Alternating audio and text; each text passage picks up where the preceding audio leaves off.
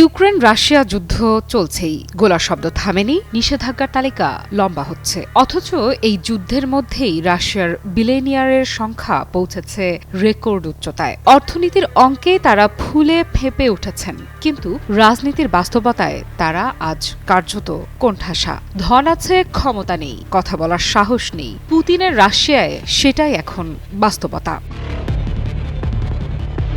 কিভাবে যুদ্ধের মধ্যেই বাড়ে বিলিয়নিয়ারের সংখ্যা? যাদের হাতে একসময় রাষ্ট্র কুক্ষিগত ছিল, তারা কিভাবে আজ নীরব দর্শক হয়ে গেল? আর কিভাবেই বা ভ্লাদিমির পুতিন রাশিয়ার ধনীদের নিজের হাতের মুঠোয় বন্দী করে রেখেছেন?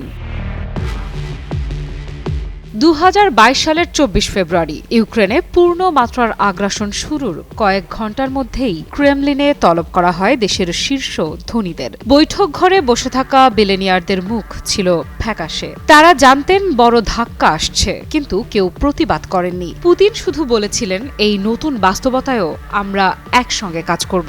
এই এক বাক্যেই স্পষ্ট ছিল বার্তা, আনুগত্য চাই, প্রশ্ন নয়।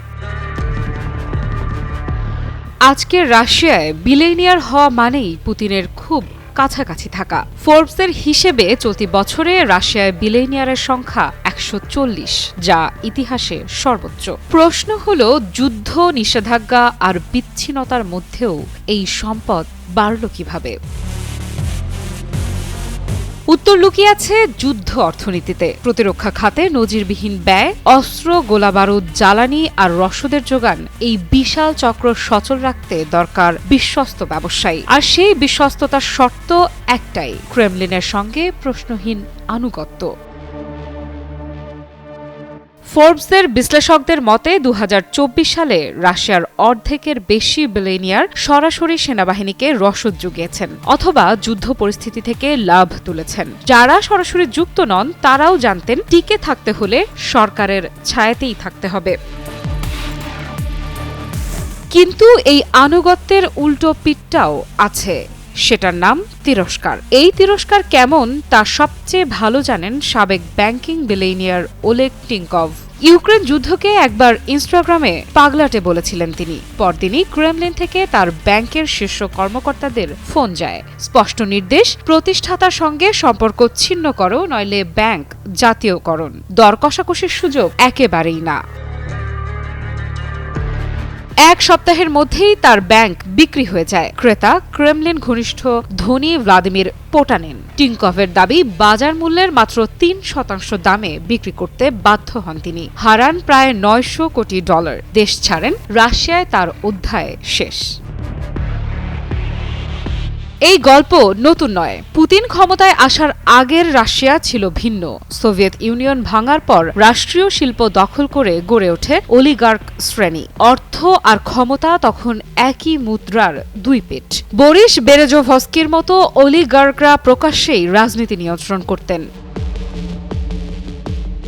কিন্তু পুতিন ক্ষমতায় এসে সেই হিসেব উল্টে দেন। ধীরে ধীরে অলিগার্কদের রাজনৈতিক দাঁত ভেঙে দেওয়া হয়, কেউ জেলে, কেউ নির্বাসনে, কেউ রহস্যজনক মৃত্যুতে। বেরেজোভস্কিও তার ব্যতিক্রম নয়। আজ তাই রাশিয়ায় বিলিয়নিয়ার আছে, কিন্তু অলিগার্ক নেই। আছে শুধু অনুগত ব্যবসায়ী। পশ্চিমা দেশগুলো ভেবেছিল নিষেধাজ্ঞা দিয়ে ধনীদের নিঃস্ব করলে তারা পুতিনের বিরুদ্ধে দাঁড়াবে। বাস্তবে হয়েছে উল্টো। সম্পদ জব্দ, অ্যাকাউন্ট ফ্রিজ, এসবের ফলে পশ্চিমে পালানোর পথ বন্ধ হয়েছে। বাধ্য হয়েই তারা জাতীয় পতাকার নিচে, অর্থাৎ পুতিনের পেছনে একজোট হয়েছেন। এর ওপর ইউক্রেন যুদ্ধের জেরে বিদেশি কোম্পানিগুলো রাশিয়া ছাড়লে যে শূন্যতা তৈরি হয় তা ভরাট করেন ক্রেমলিন ঘনিষ্ঠ ব্যবসায়ীরা। নামমাত্র দামে কিনে নেন লাভজনক সব সম্পদ। এভাবেই তৈরি হয়েছে এক নতুন, আরও অনুগত ধনী শ্রেণী। কার্নেগি রাশিয়া ইউরেশিয়া সেন্টারের মতে, এই নতুন ব্যবসায়ীদের ভবিষ্যৎ নির্ভর করছে যুদ্ধ দীর্ঘস্থায়ী হওয়ার ওপর। শান্তি এলেই সবচেয়ে বড় ভয় আগের মালিকদের ফিরে আসা।